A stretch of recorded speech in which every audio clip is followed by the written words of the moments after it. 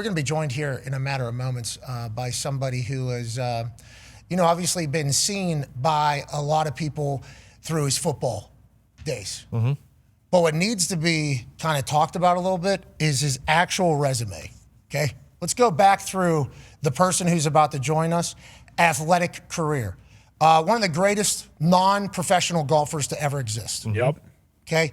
Could have been professional golfer, probably, we assume, if full-time commitment was in there. 3-time player of the year for D1 AA in college football. He was the D1 AA Heisman winner. Yep. Mm-hmm. Okay, that's the best ever.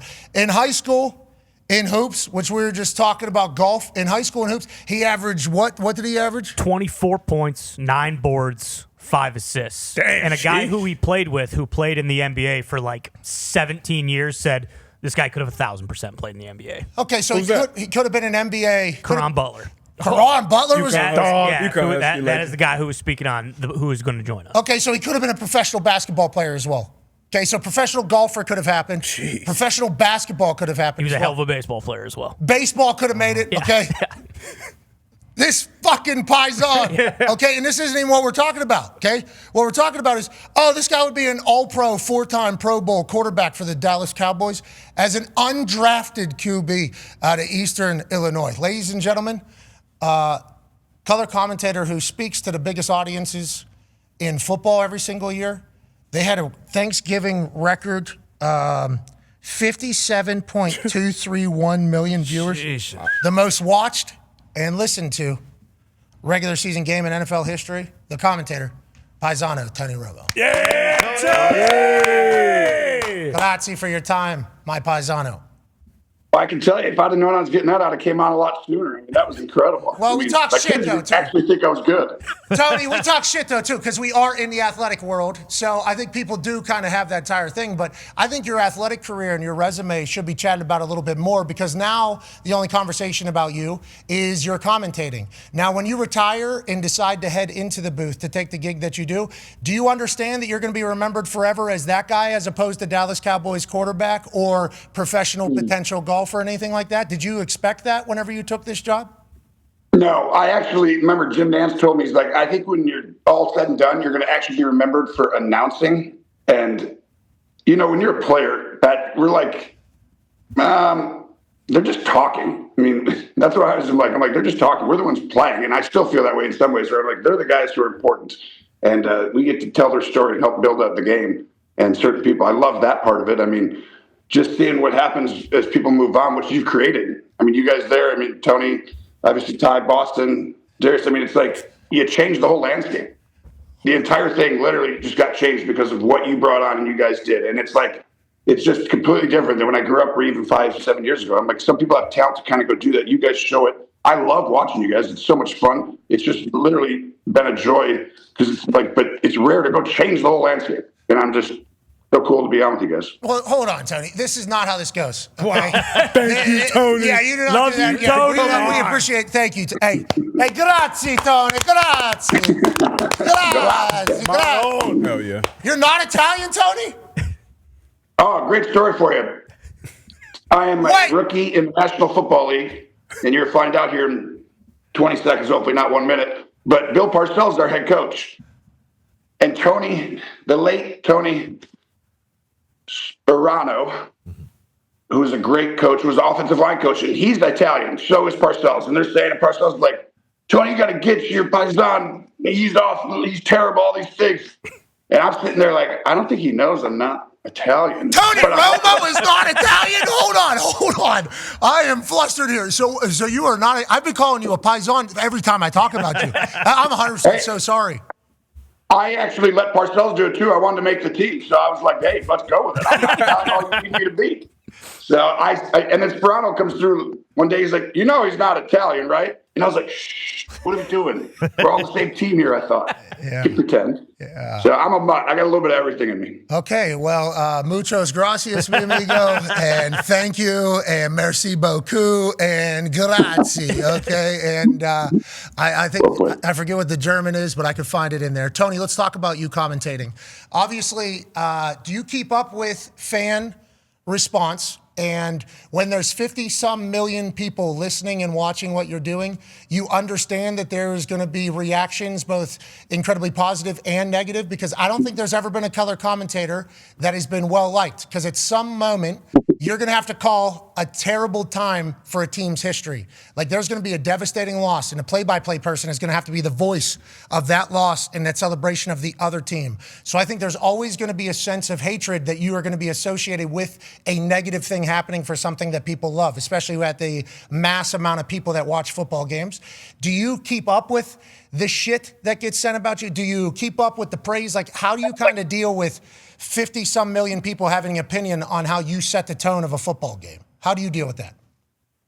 Well, I think it goes with territory. Like, people are like, what about the criticism here? I was like, well, I mean, do you get, like, you guys go through this all the time too. It's like, you're doing you, and you got to be yourself and everything, and you're trying the best. It's not like you're never not trying your hardest to go be great at something. But then you look at it, and it's like, I mean, your whole crew, the noise is the noise. It's part of being in this job. And to me, it's like, it's up, it's down. But at the end of the day, I mean, you don't really listen to things unless, to me, it's like all the fans come up to me and say how much they love us and everything. And it's like, that's what I feel. As far as looking at stuff online, it's just part of the process. But I don't think it really changes things. It's like, everyone likes you. I mean, they're watching you. So there has to be something there. But we're also commenting on their teams that are winning and losing. It's like, I don't like someone when he's not fully rooting for my team. So there's a balance you try. I root for both teams. I root for guys who love the sport, who care so deeply, and they want to win. It's like, I want them to care as much as I did.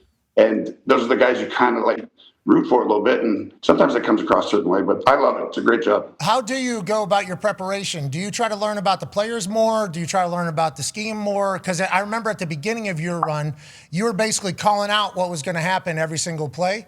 And it was epic. It was like actually Romoing, I think, is what people started calling it. It was like kind of your calling card for what you were doing at the beginning as you were trying to make your way.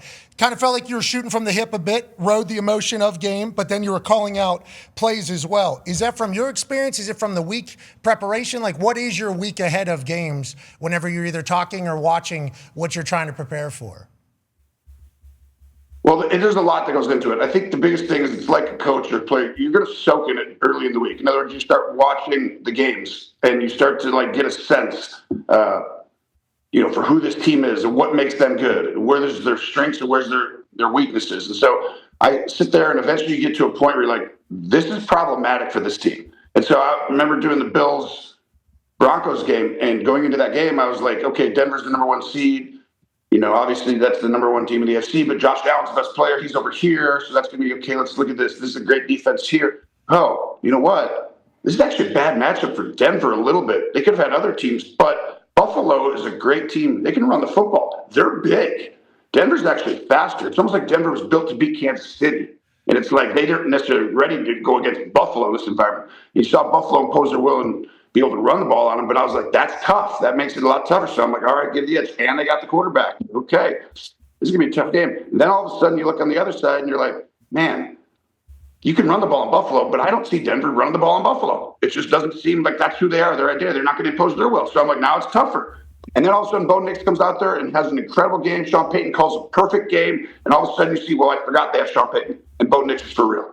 And all of a sudden that defense got after Josh Allen in the past game a couple times, and there's the game. But these games are like that. It comes down to these styles and fights. It's fun. Okay, so you're trying to figure out the style going into the game and figure out weaknesses and figure out who is obviously doing it. You can potentially then predict exactly how a game's going to go, or maybe expect a game to go a certain way. Whenever you just mentioned there that Sean Payton's the coach, I forgot about that. There are some quarterbacks that you certainly enjoy a lot more than others, it sounds like, whenever you're calling games. And why do you think you've fallen in love with some of these quarterbacks? Because I think every color commentator does it. There'll be some quarterbacks, because quarterbacks are the game. You know that. I mean, you were the quarterback for a long time. It's literally quarterbacks and punters. That's what it comes down to. Which punter, by the way, only other one taking snap. Yeah, so, best athlete. well said. So it is on field. Yeah. So punts and field. Yeah, and even on kickoff, I'm getting the ball. Yeah. So it is about us. So now that it is about us, how much do you try to separate human from play? How do you kind of balance all of that while trying to tell a story and be kind of non-biased towards anybody else that isn't that person, if that makes sense? Man, you have to be yourself. You know this. It's like, at times you're the most loved person. At times you were when you sit there and play the heel on game day, it's fantastic because I'm like, I don't know if I could pull that card. I heard that. You got some of those too. It's amazing. Those sounds. Are those everyday life? That's just who you are? Oh, it's terrible. Yeah, it's real. I don't know, Jim. I don't know. For me, though, I feel like you have to be yourself and just go with it. You know what I mean? It's like I got to this position because I had some gifts that, the good Lord bestowed upon me that I'm able to utilize at certain times. I mean, I feel like I want the game to be built up. I want certain players, the guys who care deeply. I mean, to me, it's like I just want you to give everything you have. And if you literally care that much to everything, then you root for those guys because not everyone gives every ounce to them. And then so many players do, but not all of them. And so I just root for certain people who love the sport and give it their all, like fully. Well, we respect and appreciate the amount you're giving to the sport and your energy. We ride the wave with you. You're all that shit. It's the best. We are there with you. 51 million people are there with you. Keep going, man. I also appreciate the fact you're not forcing anything. Feels like you are letting the game come to you. It does feel like you let the game come to you whenever you talk about it all, and we respect and appreciate that. Let's talk about some moves that were just made, Tony. Go ahead, D-Bud. Yeah, Tony, one of those quarterbacks where it definitely comes through on the TV that you love him, Josh Allen. Out there in Buffalo, and now he's got a new head coach. I know you've sat in a ton of production meetings with Josh Allen, I would assume with Joe Brady as well. What's your thoughts on his hire, and what's your thoughts on how Joe Brady will, evolve as a head coach now? Well, I just heard that right there, so that's interesting. But I was thinking right after, I didn't love them letting Sean McDermott go. I think he's a great football coach, someone who's going to get a great guy. I think if you're going to make that play, though, this is the only reason that you do that is because if you have a stud in your building who might get a head coaching job somewhere else, you keep him in-house. And the only way to do that is to hire him as your head coach. Now, I don't necessarily think Sean McDermott takes a backseat to anybody, but what Joe Brady did when he came on, really changed the fortunes of this offense for the last year and a half. I mean, it's been outstanding. They have a run game. They have the ability to play action. Josh Allen drops back, but he's just looked clean. He played the best football of his career the last year and a half, 2 years. And so to me, it's like, this is the Joe Brady hire. It's a lot of the reason why Sean McDermott might not be there in some ways. Yeah, because they're wondering, over the last couple of years. And you talked about Josh Allen and being his best and the offense being its best. Remember, as soon as he took over, James Cook. Cook became the thing. It was like literally the entire game. And now he's top runner in the league. Mm-hmm. Obviously just signed a new deal. Offensive line's good. Josh Allen is good. Are they good, or does Joe Brady help make them better too? Probably. And now he's the head coach. He's in the building. Hiring a staff, though, Tony. That's the whole thing. You've obviously played for the Cowboys forever. Is it your only team? Yeah, got it. Other than Dallas Mavericks, you played for too. Yeah, one day. Yeah. What? Oh, yeah. Mm-hmm. Yeah, scored 30. Yeah, you're a kicker and a punter, too. Yeah. What'd you say? I say, and you're a kicker and a punter, too. Yeah, exactly. Right. Yeah, you're damn right. Absolutely. Kicked a couple in preseason. Yeah, you get it. Yeah, you understand. I heard you were popping and locking out there with the Mavs. They thought about signing you for a playoff run. We don't know the bottom of it. You would have to certainly get to the bottom of it for that entire thing. It's true. I was only about 42 pounds overweight, I thought, so I just didn't quite get there in time. How's that back, dude? You were always doing the cat-cow on the fucking greens. Do you choose the most ridiculous places to do those? Because they always get a photo of you on like a crescent of a hill doing the backstretch right on the outside of the green. You're an incredible golfer. We've all witnessed it. We're all very impressed with your golf game. But is your back, how is the back? Is that just going to be a chronic thing for you, do you think? Or how do we beat it? Oh, it's chronic. I mean, I've had 2 back surgeries. It's every day. My wife and kids know. It's like, all right, I got 3 boys, so it's so fun. And they're like, all right, let's go play basketball. I was like, no problem. Just give me 34 minutes. Glute exercises, some core work, and then I should be ready to go. And that's not an exaggeration. Sometimes when I'm sitting down there doing the cat calls and everything and on the course stuff, I'm like, it's not me choosing the worst place. It's my back choosing me. Okay. I'm like, Makes sense. It drops you. Here comes another picture. What are they going to do? But I like my back. It drops you at that spot. Got it. We should have a little bit more respect for that. Yeah, because I'm always like, exactly. Okay, I apologize. And back problems are the worst. Yeah. The worst. No joke. We don't want to pile on anything. You might not. No, but think about Stafford this year. I mean, for him to do what he had back, remember that was a little worry in preseason. Then he comes out as an MVP. It's like, that might be a little reason why he might not come back if you look closely, in my opinion. We'll see. Okay, so at the end of your career, I think Dak, did injuries affect, did the back surgeries come whenever you're playing? I don't remember this. Yeah. And when you're making these decisions, you know, like Stafford, it's obviously been alluded to that maybe he doesn't continue to play or whatever, and they have to move on post Stafford. And I think that's been talked about a while. We would automatically like say, okay, he won a Super Bowl. I think everybody acknowledges his greatness. We think he's a Hall of Famer. And if now is the time to walk away. But people very rarely get to walk out on their own, you know? A lot of chasing the dragon almost happens. And I'm not going to say it's going to happen again, but I don't know. Often MVP season, if you're just to walk away, that would take a lot of to come off an MVP. Conference title appearance, like you're that close to. Tony, that would be a crazy amount of human restraint, you know, that comes. I agree. You're so smart with the human dynamics, and you can tell people right away. I mean, you're able to switch in a second and change the subject, make someone feel comfortable or not. I see it so clearly. Like with Stafford, it's like, well, people don't do this. It's like they come back. You're playing the best football of your career. You don't just stop, right? Yeah, I don't know, Tony. I don't know, Tony. I don't know, to me, Tony. I don't know, Pat. You're the greatest. With Stafford, the game will miss Stafford if he does not play. And his teeth and his beard and everything's too nice for him not to cover the game if he wants to get into a post. We obviously would like that. Do you think, question for you guys here, with Stafford, he's a great example, and he was like what's happening across the league now. You see it with Sam Darnold. You saw Daniel Jones' resurrection over there in Indianapolis before he got injured. We saw Baker Mayfield at the Tampa. It's like the wrong situation, right?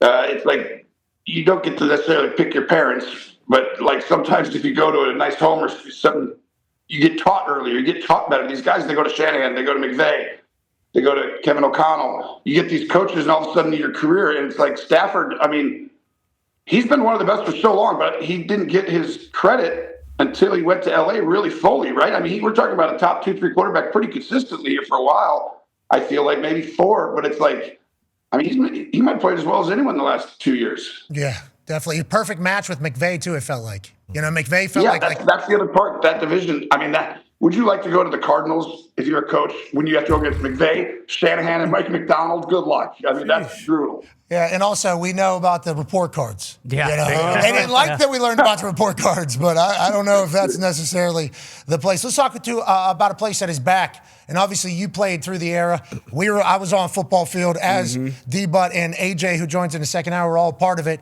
This guy, through his formative years, got to enjoy it. Now he's back. Boston Connor has a question for you, Tony. Yeah, Tony, it's an honor. You actually taught me a valuable lesson in this business. I think you might like me because you're a Pats fan. Well, I do now. I do now because you called, Brady versus Mahomes, Chiefs, AFC Championship. Awesome. Then we got bad, and then I just started to hate you, and I tweeted something awful about you, and then you liked the tweet, and I said, okay, this guy gets it. I love Tony Romo again. But speaking of those times, we are back in those times. The Patriots are once again in the Super Bowl. Drake May, Josh McDaniels, Mike Vrabel. What do you think about that whole resurgence? And just so you know as well, everyone talks about once your team is in a primetime game, they're good again.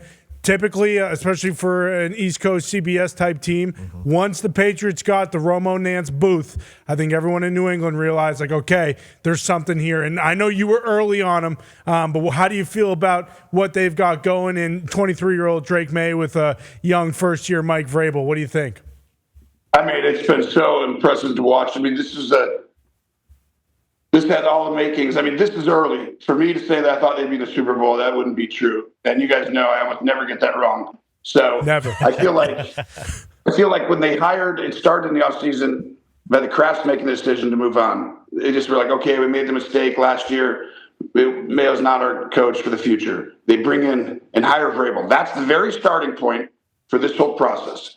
Then all of a sudden you say, well, Vrabel, you're CEO, you're that guy that they run it more than ever now in the league, the head coach. It's like, who's your staff? Pat mentioned it earlier. It's like, that staff is huge. Who are you going to have on your staff? Well, he's going to go get Josh McDaniels. It's like, whoa. And you got a young quarterback who's learning. And I'm pretty sure this happened a long time ago as well. His name was Tom Brady. And obviously McDaniels wasn't the OC at the time. But he ended up developing and having this incredible run together. I mean, you saw that run right there. That was I've seen all these plays from Josh all these years. Boss, you've seen all these plays. Like, if the weather was nice and it was 3rd and 4, he'd throw a wide receiver screen trying to run the clock out to Welker or Edelman. And then it's like, at the end, we got to keep the clock running. What's the safest call? But we still got to be aggressive and get a first down. Oh, let's bootleg and send everyone there. That way, even if you sack it, the clock still keeps running. Like, he's had these plays forever. And I felt like you saw the imprints. And that was the starting point for them to make this run. And then Vrabel's ability to sense and feel and get the collection of the roster all together. And see, they had Chase on, and you probably know his story better than I do, probably in Boston. But Chase Dahn comes in there, and this is your outside linebacker, and he's the stud. He got cut from Carolina, I believe, and then he was on the practice squad for the Raiders. And Vrabel looks at this dude and he goes, "That guy could play in our system. He just hasn't gotten taught yet. The player development there off the charts. This is why they're here." It feels like the old Patriots. The good old days. They block a kick. They block a kick out there. Obviously, they make the smart play. They don't make any mistakes. The weather. It's ugly football. The weather's terrible. It's like this. We've seen this. We have literally lived this entire thing. And Vrabel's trying to shy away from that. He was talking to Coach Cowher, and Coach Cowher's like, I've seen this before. Defensive coach, young quarterback up here. And Vrabel's like, I don't want to, let's not. Didn't shy away from it, but was also like, hey, we got to do something vastly different here. That's like the greatest of all time. But it looks eerily similar. So the fans are like, oh, we're right back where we're supposed to be. They're loud, Tony. These mass holes, Tony, these mass holes are loud, and they know how to be. Deep. Yeah, the big difference, and I saw him, Vrabel, sit down with Brewski, and he said, Brewski told him he reminded him a lot of Parcells. And I think the big difference between Bellichick and Vrabel is like the personal connection with the players, because Belichick was an unbelievable coach, obviously unbelievable game plan week to week. He was going to have the team prepared. Vrabel's still going to do that. He was that type of player, teammate, coach. But having a personal connection with these different players in their different stages of their career, I think is the biggest difference. Obviously, two very different coaches, but the biggest difference between the Belichick era and now what the Vrabel era will be in New England. But, obviously, there's more ways, there's 1,000 ways to skin a cat. And on that, that's weird. People say that a lot. Why say that a lot. I can't. What did the cat do? People hate cats. Yeah. And how many different ways are there, actually, I wonder? Can't be 1,000. That'd be interesting. You think about the weirdos, though, out there doing it. They probably found 1,000 different ways. Where's Bill? Someone used fire. It's weird. There you go. Okay, see, in your mind, you said the same thing. Yeah, that's a weird I just thing. said it. You guys just didn't say it. I got it. Yeah, exactly, Tony. Yeah, that seems to be the jam. Yeah, that feels like that is kind of your thing. Riding the wave with you is an experience. You have to understand that. I assume because in real life that probably happens whenever you're talking to people. It's just like that in the boat. It's fun. It's fun riding the wave. But you're just like whenever we do our thing, and I think you did try to reference that, even though you're at 51 million and we're nowhere near that amount. There are people that are just like hate who I am in real life and definitely on the internet as well. And it sucks for them whenever I'm dropped into something. I'm sorry that I'm here, but I am I'm here. the same way. I'm like, I'm not trying to have it bad. Yeah, I know you don't like me. I know you don't like me, and I'm here, and you want to like this. Like, I am so sorry, but this is just how this is. So that's always going to exist. So I respect the fact I see a lot of simpatico with the way you kind of go about doing your thing for me. So I have a lot of respect for what you do, but you are very much, and I love it. It's appointment viewing. It is. Yeah, because you never know. We need you on the next Alex Honnold. Yeah. Yes. Yeah. Oh, man, that was crazy. Did you watch that?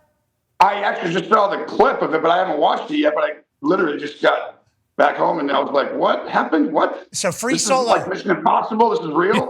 It's like, what are we doing? Running Man, the old movie? It's like we're just going to watch someone die? So that's coming back with Glenn Powell, actually. I do believe it's going to be. It's out right now. Did you watch Free Solo with this guy, Alex Honnold? Tony, did you see Free Solo? Yeah, that was awesome. Okay. That was awesome. So there's a lot of those moments while you're watching this live. Like you got the Free Solo, sweaty palms, sick feeling while watching something happen on TV. And I guess we haven't talked to him. We put the request in. We don't know if he's done a post-climb presser. We do not know if he's done that yet. But I would like to understand how hard he thought this was versus what he normally does, Tony. And I think it would be something special to get you on the call for when he does this to the Eiffel Tower or something. Oh, man, that'd be cool. I'm telling you, right there, I'm like, I wouldn't go by the window. Forget about being outside. I'm like, that's windy. I mean, that shows you how special and gifted he is, though. Like, we're talking probably about the best in the world, I'm guessing, right? Like, yes. So to me, it's like, with someone so great and you're the best in the world at something, things get a lot simpler. And it's like, it's still ridiculously hard what he did for him, I guarantee. But for him, I mean, he just does things so perfectly. It's like Tom Brady throwing football. It is like Tom Brady. Okay, so Tom Brady, GOAT. Okay, Tom Brady, GOAT in your eyes. Have you done like the best ball thrower, though? Have you done that whole conversation as well? What are your thoughts in history of ball? And do you go back, like we got Joe Montana joining us in the next hour. Do you go back like Dan Marino's quick release with the way he was able to spin it? How deep does your judgment go? And do you do top fives and things like that whenever you're just kind of watching ball? Yeah, I love analyzing. I mean, I love learning.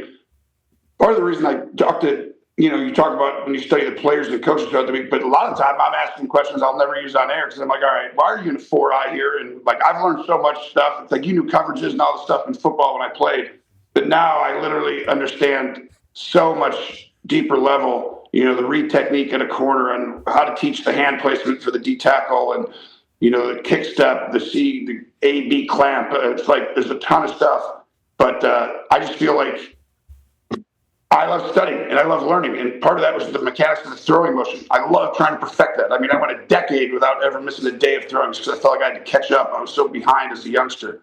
And I eventually remember when I figured out, I was like, ooh, I think I'm starting to. And then it was like, bam, now I can make the ball go wherever I wanted. And it was like the game got easier. And I feel like you study other guys. Tom Brady had the best spiral. And it's like the ball it's almost not spinning. It just stays. And it's so pure and it looked effortless. And I remember just being like, wow. And then Aaron Rodgers threw a ball one time at the Pro Bowl. And I'm sitting there and I was the start of the year. He comes in and it was 09 or 10, and he gets up there, and I'm like, okay, this is like Steve Smith, so really fast. He's going to run down the field, and it's like there's a rhythm to boom, boom, and you throw it, and all of a sudden, he waits, and I'm like, he's going to be 20 yards short on this dude. And then he goes, boom, and he launched this ball, and I swear, it goes up, up, up, and when it's supposed to apex and come down, it just kept going and going and going. The ball went like 80 yards in the air, and I remember just going, looking over, and I was like, yeah, I can't do that. So that was the first time. There's like guys like that where it's like there's rare, right? You got Elway, Favre, Marino. Everyone looked up to Marino. That was the other part. Montana was the best in that era. Elway's right there too. Marino, I mean, legends. But they all asked Steve Young one time. He's like, everyone kind of wanted to be Dan Marino in the mid '80s. It's like they actually looked up to him. The other quarterbacks in the league, it's like quarterbacks, they want to have what somebody else has. So Marino's right there with all of them. I mean, I'm missing a bunch of guys too. You got Favre. Well, you're not an Italian, so Dan Marino. He's a great thrower. That's true. Yeah, you're not Italian, so you weren't necessarily just going to guarantee Marino spot, Montana spot in there. We learned that earlier in the show. Man, I should have known that a long time ago. I've been saying that a lot. I know. I appreciate It was weird. I appreciate your meticulous attention to detail. I think that alters how a lot of people will view maybe you calling a game, all these things you're saying. You didn't miss a day for a decade throwing? You weren't worried about like pitch count? Anything like that? No? People told me that when I first got in the NFL. I was like, I don't have time to pitch count. I won't be here. It's like you have to. Like I had sore arms stuff sometimes, but I'm like, it's more important for me to get better at throwing. It's like my job is to put a ball somewhere where only my guy can get it and faster and on time. And it's like I always had, the Lord blessed me with instincts, right? The ability to like feel like right here. J.J. Watt loves that one. So. To me, it's like that's that sixth sense, you know what I mean? Where it's just like, I didn't do anything for that. I just got that from the Lord. It's like you just sense and feel where people are and you can do that stuff. But the part I couldn't do was this part. Make that throw under duress and hit my guy. Because it's like, I made the NFL because of instincts, but then it's like, hey, that was awesome. I mean, I missed him by 5 yards, but I got to him faster than everyone. So that's kind of my game. I needed to learn how to do that stuff because I wasn't very good when I first got in the NFL. Hey, you got great, though. You worked your ass off, which we respect and appreciate. Great football story, great American dream story, especially with the numbers that CBS is getting for these games in the afternoon, that you're voicing over NFL history literally every single time you step on a mic. Speaking of NFL history, there's been a lot of evolution at the coaching position. Who's the right hire? Who's the wrong hire? Tone has a question for you about it all. Yeah, Tony, obviously a lot of head coaching hires are happening right now, and everyone's judging them immediately, but you get to talk to head coaches literally every single week, offense, defense, coordinators, everything like that. Do you care if a head coach is an offensive mind or a defensive mind? And is there anything if you were interviewing people that would be your singular focal point on what a head coach needs to be? Yeah, great question. No, I don't care. It's more about the person. So I've had multiple owners, GMs call over the years and for advice on stuff. And I remember when Mike McDonald came on, I said, I'm telling you, this is the best hire in this cycle. If anybody cares, okay? All right, tell me why. I'm like, well, number one, his defense, he runs exactly a similar style that I would if I was putting a defense in. In other words, we have 5 fronts, we have 5 coverages. We don't need 1,000, but they all look the same. So you put the front and the back end all lines, and then everyone gets to play multiple positions because they understand it conceptually. So he teaches the concept of the defense. Not here's your play at your position is what you do on this coverage or on this play. So he teaches the concept of it, and I was like, that's a great way of teaching. And then on top of it, his instincts for the game. Like, this is one of the most underrated aspects is, okay, you're a head coach. We got culture. We need that, right? Who you hire matters as much as anybody.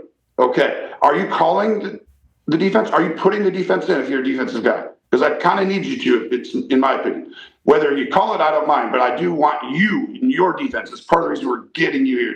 And some guys get hired as the head coach, they hire the D coordinator, it's his defense now. And I don't love that.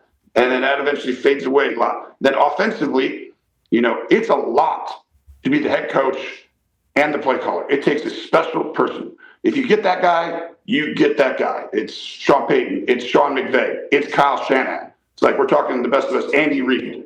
I mean, we're talking about the top guys, but there's only 5 of them probably in the world, 6 at any given time. And so that's the guy. But you got to get the right guy who can understand how to fit these things together, to fit these coaches and the right scheme. When Mike Vrabel's smartest thing was hiring Josh McDaniels.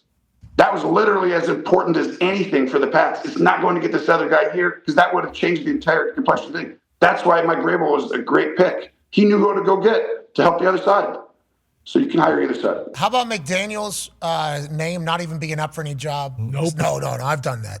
Yep. I've done that. We got Drake May up here. I like Vrabel. They're paying me good. New England's great. We got a chance to really do something. I've done the head coaching thing. Definitely not this year, turning it down.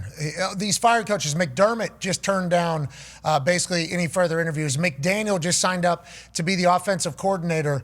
How do you feel about that whenever coaches take a year off after they get fired? We saw Peterson do that, right? He kind of took a trip around town before he ended up back at Jacksonville. Big Mike McCarthy obviously took a year off. Joined us, went back in there. How do you feel about the fired head coaches? Like Stefanski gets right back into it with Atlanta. Saleh goes DC for a year. Now he's back into head coaching with Tennessee. What are your thoughts on the transition out of the head coaching role? Well, I think there's multiple fronts here. I think, number one, sometimes a break is needed, but also you get paid. You got to remember, it's like that they still got to pay that guy. So if he goes and takes this other job here, it's like that payment can be different. You never know. That's part of it for some guys. Some guys just get burnt out a little bit. I do think it's important that you have some sort of positive media aspect to what they think of you, and definitely across the league where those guys who are getting those things have had some people who think they're good coaches, right? Other guys, it's like, if you come out and have a really terrible season and it finishes, like, all right, he's not that good, right? Just that's how people think sometimes. It's like, well, sometimes there's things out of their control, injuries, aspects, who got drafted. But McDermott will be picked up very quickly. I mean, he's outstanding. I feel like he's one of the best. Maybe sometimes you just need to hear a new voice. That's part of it. Harbaugh. How about Harbaugh just immediately going to the Giants? Tomlin obviously moves on. There's a lot of crazy transition right now, man. There's 10 coaching jobs open. I mean, I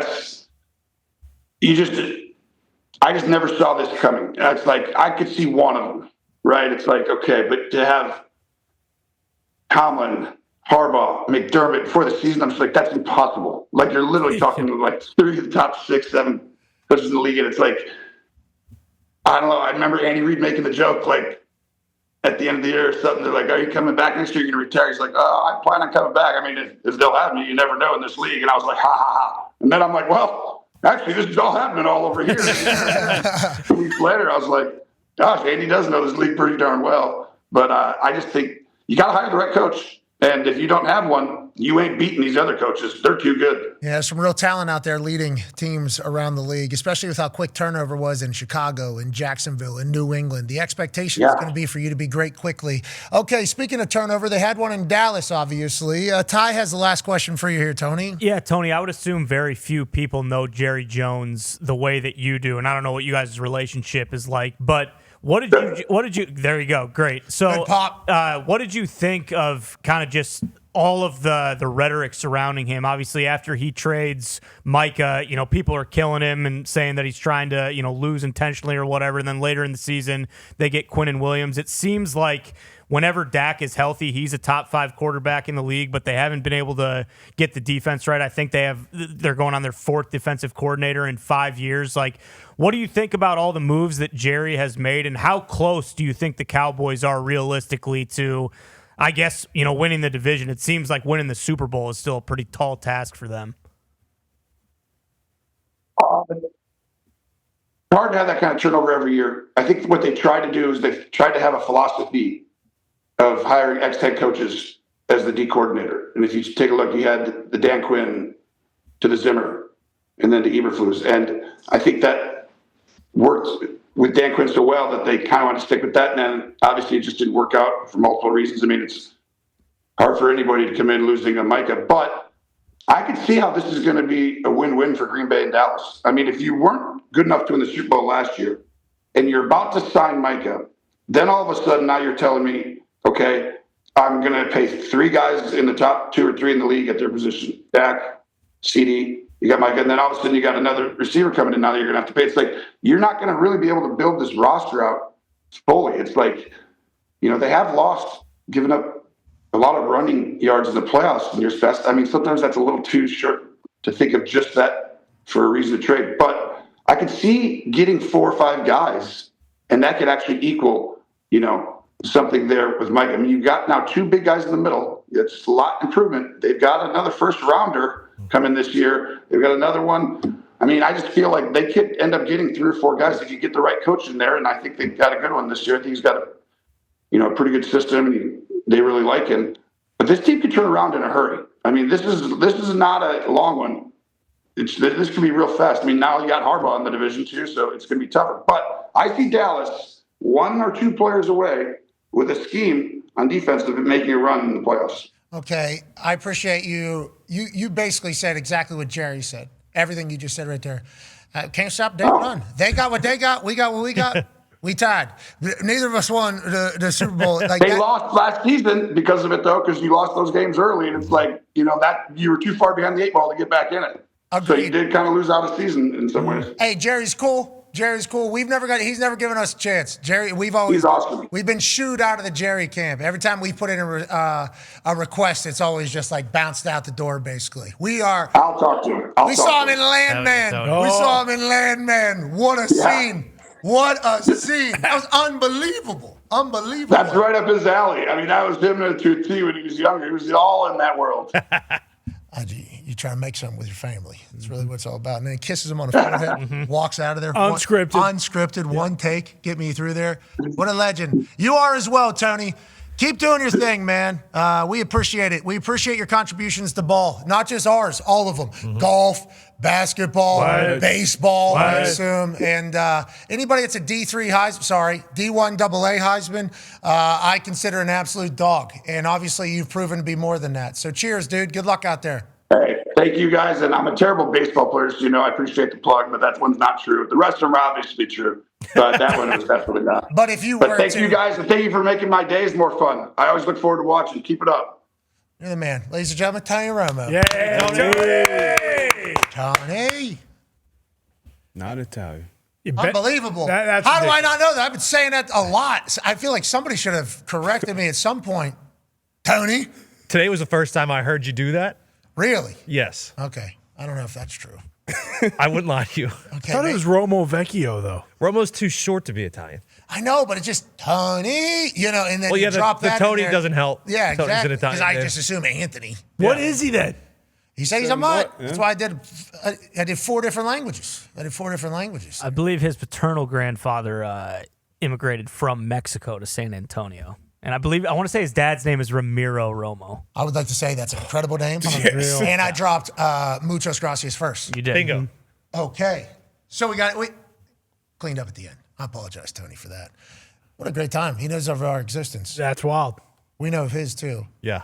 We rode the wave with him. Tony's always Tony, and I respect that. And I feel like he is wildly intelligent, if I had to guess. Yeah. He was sending things back to us before giving an answer that usually I do to people, and they don't notice, Yeah. and then you just kind of keep rolling. He kind of like, broke you down. Yeah, I'm like, Yeah. hey, Tony, don't be doing our shit to us. Hey, this is kind of our thing, Tony. You need to stop. So I respect the way his brain works, which makes me probably tend to believe that selfishly that's why I like the way he probably calls games. Yeah, and probably the same people that hate Tony, I assume, send me terrible things on a regular basis. And which is why some people get frustrated because we know how smart he is. It's more entertaining than the alternative.